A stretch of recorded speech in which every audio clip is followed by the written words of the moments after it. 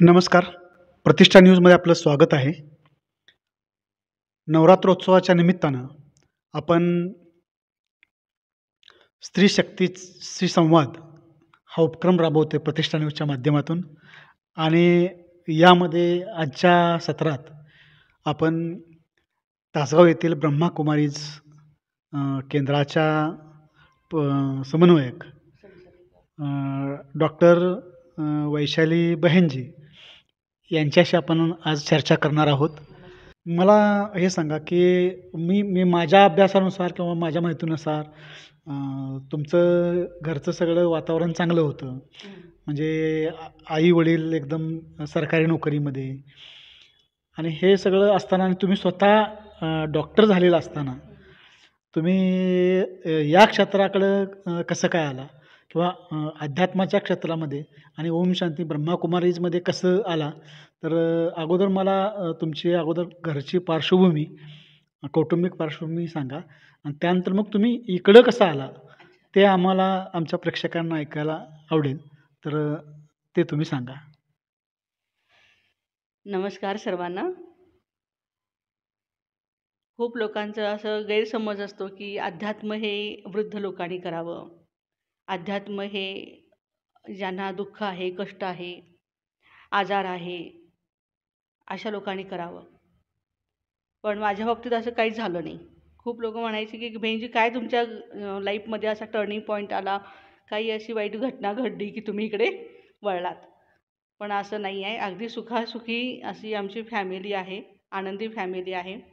लौकिकमध्ये माझे आई-वडील प्रायमरी शिक्षक रिटायर झाले आणि पूर्ण आमची फॅमिली ज्या आत्या आहेत किंवा काका-काकी आहेत, आत्यांचे मिस्टर, त्यांच्या मुली, त्यांचे मिस्टर, हा सर्व फॅमिली जी आहे ती आमच्या एज्युकेशन फील्डमध्ये आहे. शिक्षकच आहेत सर्वजण. त्यामुळं अशा चांगल्या सधन कुटुंबामध्ये जन्माला आले. माझं भाग्य आहे. माझे आई-बाबा शिक्षक आहेत आणि त्यांनी मला शिकवलं. पण असं नाही झालं, की मी मेडिकल कंप्लीट झाल्यानंतर किंवा मेडिकल केल्यानंतर मला हे ब्रह्माकुमारीचं ज्ञान मिळालं. ॲक्च्युली 1985 साली आमच्या शिगावमध्ये, वाळवा तालुका, सांगली जिल्हा, या ठिकाणी ब्रह्माकुमारीची ब्रँच ओपन झालेली होती. आणि सुरुवातीला आमच्या आईच्या बाबतीत असं झालं, की घरामध्ये फॅमिली डिस्टर्बन्स होते. त्यामुळे ती मनाच्या शांतीसाठी थोडी इकडे झुकली. मग आई कुठं जाते म्हणून बघायला मी जायचे तिच्या पाठीमागून आणि मला त्यावेळेला एक परमात्म्याचा जो पॉईंट ऑफ लाईट आहे, जी महादेवाची ज्योतीची ती इथं जे ट्रान्सलाईट आहे, तो इतका आवडला, इतका आवडला आणि मी गप्पा मारत राहिले आणि त्यांच्याकडून मला रिस्पॉन्स मिळत राहिला. मला वंडर वाटलं, की आई-बापांना जसं कळतं माझ्या मनातलं काय आहे, तसं ह्यांना पण कसं काय कळतंय. परमेश्वर म्हणजे एक जादू आहे, परमेश्वर म्हणजे चमत्कार, ही जी संकल्पना आहे, ही थोडी बाजूला ठेवली पाहिजे लोकांनी. जसं आपले आई-वडील आहेत, तसेच ते पण आपले माता-पिता आहेत. आणि ही गोष्ट मला लहानपणापासून समजत आली आणि जे टेलिपॅथी ज्याला म्हणतो आपण, माझ्या मनातल्या सगळ्या मनोकामना ते पूर्ण पूर्ण करत गेले. त्यामुळे ऑटोमॅटिकली माझा झुकाव इकडे वाढला आणि कॉन्सन्ट्रेशन पॉवर एवढं वाढत गेलं, की 7वीत असताना माझा IQ जो आहे शिक्षण क्षेत्रामध्ये 50% मला मार्क्स होते 7वीला. परंतु जसं मी मेडिटेशन हे करत गेले, राजयोगा मेडिटेशन, 7वी, 8वी, 9वी, 10वीला मला 85% मार्क्स बोर्डाला मिळाले. अर्थात माझ्या बागणीच्या कर्मवीर भाऊराव पाटील शिक्षण संस्थेचा पण याच्यामध्ये वाटा आहे. माझ्या सरांचा, मॅडमचा पण मला घडवण्यामध्ये वाटा आहे. परंतु मेडिटेशन करत गेल्यामुळे मनाची स्थिरता झाली, शांत झाली आणि 3-4 तास असं एका जागेवर बसून अभ्यास करण्याचा माझा स्टॅमिना वाढला. त्यावेळेला मोबाईल नव्हते म्हणून खूप खरंच चांगली गोष्ट होती. आजकाल मोबाईलमुळं थोडंसं मुलांची जी मनं आहेत ती क्रिएटिव्ह माइंडमध्ये आहेतच मुलं, परंतु जास्तीत जास्त डिस्ट्रक्शनमध्ये जास्त मुलं जायला लागलेली आहेत. परंतु असं काही माझ्या बाबतीत झालं नाही, की वाईट घटना घडली म्हणून मी इकडं वळले. अगदी छान मला लहानपणापासूनचे अनुभव आहेत परमात्म्याबरोबर आणि परमेश्वरानेच मला सांगितलं, "you are selected by God, not any ordinary person."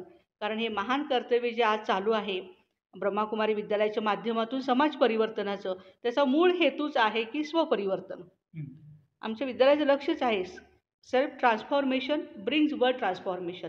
जर मी स्वपरिवर्तन केलं, प्रत्येक व्यक्तीने जर ठरवलं, I have to change myself, तर हे दुनिया बदलायला काही अवघड नाही आहे. हा इथला पॉईंट मला खूप आवडला आणि आज गेली 35 वर्ष मी राजयोगाची प्रॅक्टिस करत आहे आणि जवळजवळ 25 वर्ष झाली मला ब्रह्माकुमारी विद्यालयात समर्पित होऊन. आणि ॲज डॉक्टरसुद्धा झाले, कारण आम्हाला परमात्मा सांगतात बच्चे जिस्मानी विद्या भी बहुत जरुरी है. कारण जेवढं आपण हे शिक्षण घेतो, शिक्षणानं आपली बुद्धी प्रगल्भ होते. म्हणून ब्रह्माकुमारी विद्यालयात जेवढ्या आमच्या समर्पित बहिणी आहेत, सगळ्या well qualified, PA, BCom, doctor, engineer, barrister, काहीच कमी अगदी असतील बहिणी ज्या 12वी झालेल्या आहेत.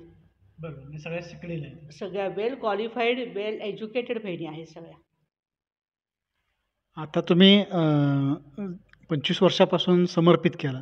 हे समर्पित होणं म्हणजे नेमकं काय ते जरा कळू दे. कारण बऱ्याच वेळा असं लोकांच्यामध्ये ब्रह्माकुमारीचं ज्या आपल्या भगिनी आहेत, बहीण ज्या आहेत, तर म्हणजे आता तुम्ही सांगितलं सगळ्या वेल्थ म्हणजे क्वालिफाईड आहेत, शिक्षित आहेत. परंतु बऱ्याच वेळा काही गैरसमज असतात की आता तुम्ही सांगितलं त्यामुळं लोकांचे गैरसमज पण दूर होतील की तुम्ही एका चांगल्या वेल्थ फॅमिलीमधनं, एका श्रीमंत कुटुंबामधून तुम्ही आलेला आहात. परंतु समर्पित होणं म्हणजे नेमकं काय ते जरा आम्हाला कळलं तर बरं होईल. समर्पण. परमात्मा सांगतात की बच्चे आप मन बुद्धी से समर्पित होते ही हो. आजपर्यंत आपण सर्वजण घरगृहस्थी सांभाळतोय. आपलं विद्यालयाचं टार्गेटच हे आहे की गृहस्थीमध्ये राहून, मुलाबाळांना सांभाळून, प्रवृत्तीमध्ये राहून आपल्या प्रवृत्तीला पवित्र प्रवृत्ती, अर्थात ज्याला शिवालय म्हणतो आपण, गृहस्थ आश्रम म्हणतो, ते बनवणं हे आपल्या विद्यालयाचं लक्ष आहे. व्यसनमुक्त, तणावमुक्त, चारित्र्यसंपन्न समाज घडवणं हे आमच्या विद्यालयाचं लक्ष आहे. मग आता हे घडवत असताना थोडं गाईडलाईन करण्यासाठी समर्पित बहिणींची किंवा समर्पित भाईंची आवश्यकता आहे. कारण आम्ही राजयोगात टीचर आहोत, पूर्णपणे ह्या कार्याला वाहून घेतलेले आहोत. आता आम्हाला खूप लोक म्हणतात, अरे तुमचं लग्न का नाही तुम्ही केलात, लग्न करून करायचं तुम्ही. बाकी सगळे 99% जी आमची फॅमिली इथं ब्रह्माकुमारीची आहे ते सगळेच जण मॅरिड आहेत. 1% आमच्यासारख्या भगिनी आहेत ते समर्पित रूपानं कार्य करतात. कारण आपण बघतो की जेव्हा गृहस्थ आश्रममध्ये जातो त्यावेळेला पूर्ण फॅमिलीची जबाबदारी येते आपल्यावर, आणि ती जबाबदारी सांभाळून पुन्हा आपल्याला अध्यात्म करायला वेळ अपुरा पडतो किंवा तिथं लिमिटेशन्स येतात. माझ्या पतीनं मला म्हटलं जा तू, तर मी जाणार, मुलं बाळं सांभाळा. जसं मंदिरात एखादे जातो तासभर तेवढंच करा, ओम शांती करा, बास झालं या घरी. परंतु आम्हाला ह्या कार्यामध्ये आम्ही पूर्णपणे समर्पित, अर्थात आमचं लाईफच आम्ही सरेंडर केलेलं आहे. कारण हे आदेश जे आहे ते परमात्म्याचे आदेश आहेत की बच्चे यदि आप चाहते हो, if you have control on your sense organs, जर तुमच्या मनावरती जर तुमचा ताबा असेल, मेडिटेशननी जर तुम्ही मिळवला असेल, तर तुम्ही समर्पित रूपानं, अर्थात 24 आवर्स तुम्ही ह्या कार्यामध्ये सहभागी होऊ शकता. कारण जसं सांगितलं होतं स्वामी विवेकानंदांना, पण लहान मुलांनी विचारलं होतं, बाबा मोठं झाल्यानंतर तू काय बनणार, तर ते काय म्हटले, मी रथवान बनणार आहे, मी सारथी बनणार, मी टांगेवाला बनणार आहे. मुलं सगळी हसायला लागली, काय म्हणे बनून टांगेवाला बनायला लागलाय. पण त्याच्या टीचरने त्यांना सांगितलं की टांगेवाला बन, पण श्रीकृष्णासारखा बन, अर्जुनाचा सारथी, अर्जुनाचं सारथ्य करणारा. तसं आम्हाला सुद्धा हे सारथ्याचं काम दिलेलं आहे.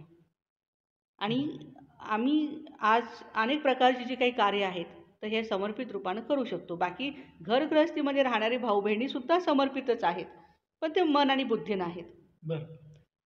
तर नाही जास्त ते ह्याच्यामध्ये अगदी जेवढं तास, 2 तास, 3 तास त्यांना जसं शक्य आहे तेवढं ते ह्या ईश्वरी कार्यामध्ये लावतात. आता जरा एक वेगळा प्रश्न विचारतो. म्हणजे असं की आता तुम्ही समर्पित आहात आणि ब्रह्माकुमारी विश्वविद्यालयाचं काम करता, ओम शांतीचं काम करता, तर तुम्ही इथं काम करत असताना तुम्हाला तुमच्या आईवडिलांना भेटता येतं का, त्यांच्याकडे जाता येतं का? अगदी. आम्हाला इथे परमात्म्याने स्पष्ट सांगितलंय की आप अभी जो हो आपके माँ बाप की वजह से हो. माता पिता का ऋण हम किसी भी हालत में चुका नहीं सकते हैं. अतिथी देवो भव म्हणतो, आचार्य देवो भव, मातृदेवो भव, पितृदेवो भव. तर आई वडिलांची आम्ही सेवा करतो. जसं आता करोना काळामध्ये आम्ही मोस्टली बहिणी जेव्हा आईवडिलांना करोना झाला त्यावेळेला आम्ही आमच्या सेंटरवरती दुसऱ्या बहिणींना जबाबदारी देऊन आम्ही घरी आमच्या गेलो आणि महिनाभर राहून आम्ही त्यांची सेवा केली. आणि त्यावेळेला खऱ्या अर्थानं आईवडिलांना पण हे समजलं की ह्या मुली काही संन्याशी नाही आहेत आणि आपली जबाबदारी छान पार पडतात. अजून अशा माझ्या बहिणी आहेत की त्यांचे भाऊ त्यांचे आईवडिलांना सांभाळत नाहीत, पण सेंटरवर त्यांनी आपल्या आईवडिलांना सांभाळायला लागलेले आहेत. म्हणजे तुम्ही इथं पण त्यांना सेंटरवरती आणून पण सांभाळू शकता. सांभाळू शकतो. त्यांची जबाबदारी आम्ही पार पाडू शकतो. आता तुम्ही इथं तासगावमध्ये किती वर्ष काम करताय आणि हे जे तुम्ही इथे एक दालन उभा केलं आहे म्हणजे अध्यात्म मंदिर म्हणेन मी ह्याला, तर अ, तर हे उभा करताना तुम्हाला कसं म्हणजे तुम्ही कशा पद्धतीने उभा केलं, लोकांचा सहभाग काय होता आणि किती वर्षामध्ये हे पूर्ण झालं? अच्छा. आणि एकंदरीत इथं जे म्हणजे तुमचंच असं नाही, पण जे केंद्र आहेत ब्रह्माकुमारीजची, तर या केंद्रामधलं अर्थकारण कसं चालतं? कारण मी हा मुद्दाम प्रश्न विचारतोय, की लोकांना वाटतं की हे कसं चालतं? तर ते समजावं ह्यासाठी मी तुम्हाला ते विचारतोय. कदाचित तुम्हाला त्याचं वेगळं असं काहीतरी वाटेल. अच्छा. पण नाही. सगळे खेळ चालतात, पण पैशाचा खेळ चालत नाही आपण म्हणतो नेहमी. तर हे जे कार्य आहे, तर हे कार्य परमात्म्याचं आहे आणि परमात्म्याने सुद्धा एकदा असंच विचारलेलं होतं की आपका ये खर्चा कैसे चलता है? तर त्याने सांगितलं, इतने मेरे सारे बच्चे बैठे हैं, कमाऊ बच्चे बैठे हैं, वही थोड़ा-थोड़ा धन लगाते हैं. अच्छा. आता एक छोटीशी गोष्ट मी आपल्याला सांगेन, की गव्हर्नमेंटकडून जर समजा माझ्या गावाला 50,000ची मदत मिळत असेल, तर ती महाराष्ट्र सरकारकडून जेव्हा माझ्या गावात येते खेडेगावामध्ये, ते कितीपर्यंत पोहोचते? 50च्या 50,000 पोहोचते का? नाही पोहोचत ना. अगदी 10,000 पर्यंत येते आणि मध्ये कुठे जातात हे माहिती आहे आपल्याला सगळ्यांना. पण ह्या विद्यालयाचं वैशिष्ट्य असं आहे, आम्हाला परमात्मा सांगतात, "बच्चे मुझे श्रेष्ठाचारी दुनिया स्थापन करनी है. तन, मन, धन से आपको सेवा करनी है." तर इथे येणारे जे आमचे बंधू भगिनी आहेत, ते आपल्या कमाईचा जो हिस्सा आहे, समजा ते जर ₹1000 मिळवत असतील, त्यातले ₹10 फक्त ₹10 ते काढतात आणि ह्या ईश्वरी कार्याला लावतात. आज जवळ-जवळ 15 ते 16 करोड लोक आहेत या विद्यालयामध्ये येणारे, राजयोगा मेडिटेशनचा कोर्स करणारे. डेली ₹1 जर त्यांनी डोनेट केला, तरी डेली आमचे 15 करोड रुपीज साठतात. त्यातनं हे कार्य होत राहतं. 2007ला माझी पोस्टिंग तासगावमध्ये झाली. तासगाव माझ्यासाठी काही परकं नाही आहे, कारण माझ्या लहानपणच्या सगळ्या सुट्ट्या ज्या आहेत, दिवाळीची सुट्टी, उन्हाळ्याची सुट्टी माझी इथंच गेलेली आहे, कारण माझं हे आजोळ आहे. मामा इथे राहतात. त्यामुळे मला वेगळं वाटलं नाही. परंतु एक इथं आल्यानंतर मी बघितलं की ब्रह्माकुमारी विद्यालयाला आमच्या हे नव्हतं, एक ब्रँचला आमच्या जागा नव्हती किंवा एक ऑफिस नव्हतं आमचं हे. आम्ही असंच भाड्याने रेंटनी बाहेर हे कार्य चालू ठेवलं होतं. परंतु 2006ला माझ्या अगोदरच्या बहिणीनी ही 2 गुंठा जागा घेतली विष्णू गल्लीमध्ये आणि जेव्हा मी आले त्यावेळेला अगदी मातीचं घर होतं साधं 10x10चं असं. ते बघितल्यानंतरच मला असं वाटलं की अरे आम्ही तर RCCच्या घरामध्ये राहतो. POP आहे आमच्या घरामध्ये, AC आहे आमच्या घरामध्ये आणि परमात्म्याच्या कार्यामध्ये असं का? आपण केलं पाहिजे काहीतरी. आणि त्याच वेळेला मी दृढ प्रतिज्ञा केली आणि आमच्या दीदींना म्हटलं की मला असं-असं इथं तासगावमध्ये हे कार्य करायचं आहे आणि बिल्डिंग करायची आहे. तर त्यांनी मला सांगितलं, विचारलं की कितना बॅलन्स है आपके पास? तर म्हटलं दीदी पुण्याची सुंदरी दीदी. मी म्हटलं दीदी मेरे पास 10,000 है. त्या म्हणे सिर्फ 10,000 है? अरे पगली 10,000 में क्या होता है? 10 लाख चाहिए. त्याच वेळेला एकदम मुखातून गेलं की नाही दीदी मेरे पास 10 करोड की हिम्मत है. अरे वाह! 10 करोड की हिम्मत है हा शब्द जेव्हा त्यांनी ऐकला, पटकन कॅलेंडर घेऊन त्यांनी तारीख दिली आणि या तारखेला कुदळ मार म्हणल्या, चालू कर म्हणल्या बांधकाम. आणि जुनं घर पाडायलाच 10,000 गेले. आता डिमॉलिश करायलाच 10,000 गेले. मलाच काही आयडिया नाही. आम्ही फक्त पुस्तकी किडा, मेडिकल आयुर्वेद डॉक्टर झाले वारानगर कोडोलीला आणि ह्या जबाबदाऱ्या, पैसा ह्या गोष्टी आम्हाला काहीच माहिती नव्हत्या. परंतु जेव्हा सुनंदा दीदी कोल्हापूरच्या यांनी माझ्यावर ही जबाबदारी दिली तासगावची आणि आम्ही हे कार्य करत राहिलो, त्यावेळेला भाऊ-बहिणींना पण मी सगळ्यांना हा विषय मांडला की आपल्याला असं-असं करायचं आहे. आणि प्रत्येकाने मग आपल्या परीनं जसं ज्याला पॉसिबल आहे त्या पद्धतीने ते सहयोग देत गेले, धन देत गेले एकदा तरी मी तुम्हाला सांगेन माझा हा किस्सा. एक महाराष्ट्र स्टील आहे आपल्याकडे, स्टील सेंटर तासगावमध्ये. त्यांचे 50,000 रुपये द्यायचे होते आणि जवळजवळ 15 दिवस गेले तरी मी पैसे दिले नव्हते. मग ते मालक आले. म्हणते, "अरे दीदी, आप पैसा कब लौटाओगी?" आणि म्हणे, "तुम्ही लेडीज असल्यामुळे आम्ही तुम्हाला काही बोलू शकत नाही." आणि कधी पैसे देताय? कारण जेंट्स असते तर काय तर बोललो तर असतो म्हणे मी. तर म्हणलं, बघा हे काय माझं नाही आहे, हे कार्य माझं नाही आहे, ही बिल्डिंग पण माझी नाही आहे, हे ब्रह्माकुमारी विद्यालयाचे आहे आणि याचे शेठजी जे आहेत ते स्वयं परमात्मा महादेव शिव भोलेनाथ आहेत. ते पैसे मला दिले ना, मी देणार बघा तुम्हाला." ते म्हणते, "मला काही सांगू नका, आज सोमवार आहे, मी गुरुवारी 11 वाजता येणार आणि माझे पैसे घेऊन जाणार." मी त्यांना हात जोडले, "अवश्य या" म्हटलो. ते जसे गेले ना, माझं हार्टबीट वाढलं. म्हटलं आता कसं करायचं, काय करायचं, कुठून पैसे एवढे जमा करायचे. आणि सहजच मी अशी बाहेर अंगणात बसले होते. 10-15 माता आमच्या मुरली ऐकण्यासाठी आल्या होत्या. म्हणे, "दीदी बाहेर का बसलाय अशा?" तर म्हटलं, "नाही, काय झालं, बाबांनी मला सांगितले, संकेत दिलेत की वरून मी 50,000 रुपये टाकणार आहे आणि ते आपलेच अंगणात पडू देत. तू इकडे तिकडे पडले तर उगाच प्रॉब्लेम नको, तू बाहेर येऊन घे." त्यांच्या लक्षात आलं काय यायचं ते. त्या म्हणल्या, "ठीक आहे बहिणीजी, काळजी करू नका, आपण सगळे मिळून करूया सेवा." आणि बरोबर वंडर आहे हे, 10 वाजता सकाळी गुरुवारी 50,000 रुपये साठले अरे वा. आणि ती व्यक्ती येऊन पैसे घेऊन गेली. म्हणजे ना, पैशासाठी कुठलंही कार्य इथं थांबलेलं नाही आहे. कारण जी व्यक्ती तपस्वी आहे, तिच्या पुढे ही धन दौलत आपण म्हणतो लोटांगण घेते. त्याच्यासाठी आम्हाला विशेष संकल्प करायची किंवा विशेष मेहनत करायची आम्हाला गरज भासली नाही. परंतु मी एवढं म्हणेन ह्या प्रसंगी की मेहनत के बिना सफलता नहीं मिलती. झोंक दो इस मेहनत की आग में खुद को, यही मेहनत आपको हीरा बना देगी. अरे वा. खूप छान दीदी. आता मला हे सांगा की तुमचं हे जे सेंटर आहे, तर इथं कोणते कोणते उपक्रम चालतात आणि त्यामध्ये लोकांचा सहभाग कसा असतो? इतक्या वर्षामध्ये आम्ही आता विशेष माझं कार्य जे आहे ते व्यसनमुक्तीवर आहे, नशामुक्ती. डॉक्टर असल्यामुळे सर्वांना फिजिकली, मेंटली, सोशली हेल्दी राहण्याचे आम्ही इथं मार्गदर्शन करतो आणि रॅलीज काढतो आम्ही.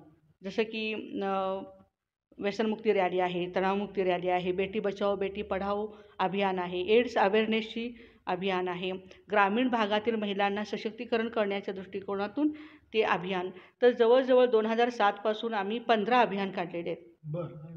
आणि या 15 अभियानाच्या माध्यमातून अमृत महोत्सवच्या मध्ये 250 आम्ही ट्रॉफीज, जे आपल्या समाजाचे, सोसायटीचे जे विशेष कार्य करणारे आहेत, त्या ब्रदर आणि सिस्टर्ससाठी आपण तो सन्मानित केलेला आहे.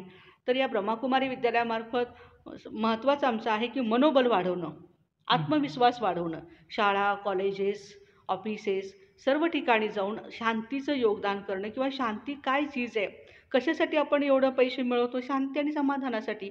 पण एवढ्या टेन्शनमध्ये राहून मी जर एक वेळची भाजी भाकरी जर शांतपणे खाऊ शकत नाही आहे, तर मग ते पैसा मिळवण्याला काय अर्थ आहे? माझी फॅमिली एकत्र बसून मी जर जेवू शकत नाही आहे, तर त्या पैशाला काय किंमत आहे? आणि म्हणून आजच्या या प्रसंगी मी सांगेन की आज जे देवी देवतांचे आज नवरात्री उत्सव आपण साजरं करत आहोत सगळेजण.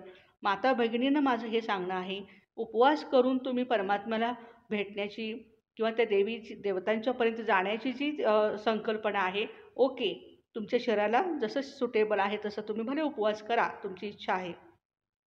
परंतु उपवास म्हणजे वरती जो वास करतो परमात्मा, जो ज्ञानाचा सागर आहे, तर मी पण ज्ञानस्वरूप बनली पाहिजे. तो माझा बाप प्रेमाचा सागर आहे, मी सुद्धा प्रेमस्वरूप बनली पाहिजे. माझ्यामध्ये ईर्ष्या, द्वेष, नफरत ह्या गोष्टी नाही पाहिजेत.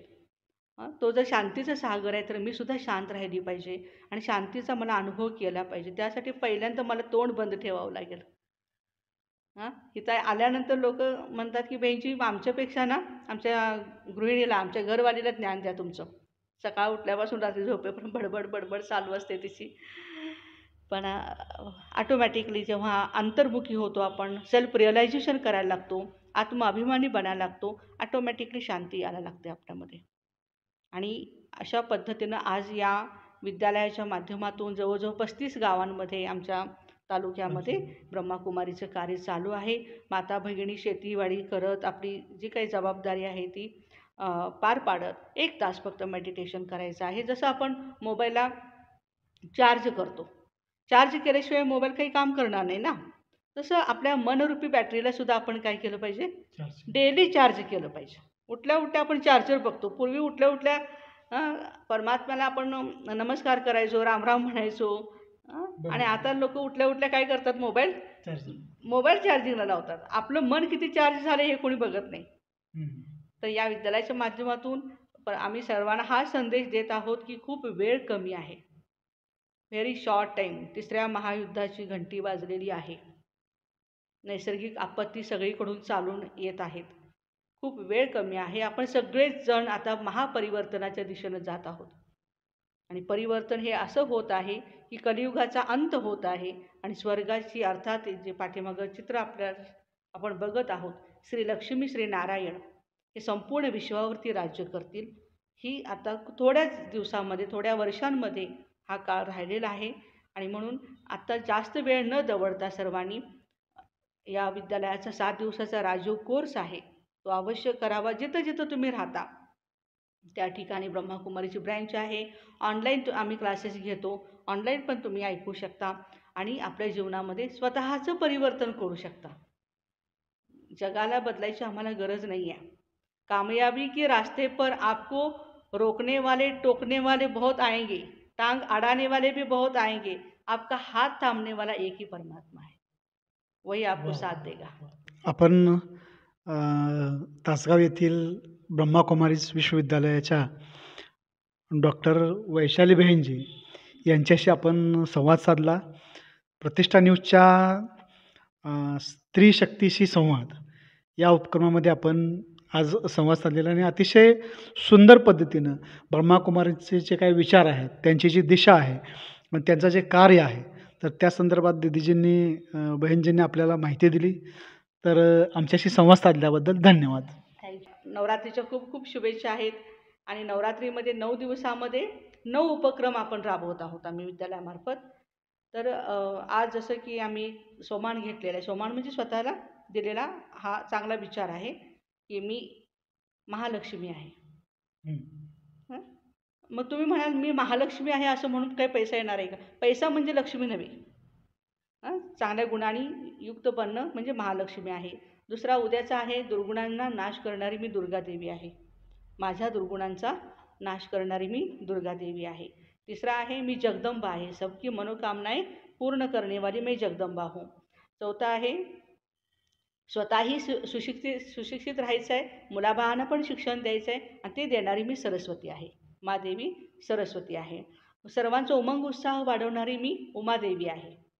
त्यानंतर स्वतःच्या पण गुणांचं गायन आणि परमात्म्याच्या गुणांचं आणि परिवाराच्या लोकांचं जे गायन आहे चांगल्या गुणांचं ते करणारी मी गायत्री देवी आहे. त्यानंतर आणखीन एक आहे की आपण संतोषी मातेबद्दल पण बोलतो. तर मलाही संतुष्ट राहायचं आहे आणि इतरांना पण संतुष्ट करायचं आहे. तर अशा ह्या 9 देवींचं आम्ही जागर करतो आणि या निमित्तानं सात्विक वातावरण संपूर्ण विश्वामध्ये पसरत आहे. आणि खऱ्या अर्थाने असंच वातावरण राहू दे आपल्या परिवारामध्ये, आपल्या घरामध्ये. आणि अन्न सगळ्यांनी आपण शुद्ध खाऊया. नॉनव्हेज जे खातात, दारू पितात किंवा व्यसनं करतात त्यांना मी हात जोडून नम्र निवेदन करते की तुम्ही, आपली ही संस्कृती नाही आहे, आपल्या भारत देशाची ही संस्कृती नाही आहे.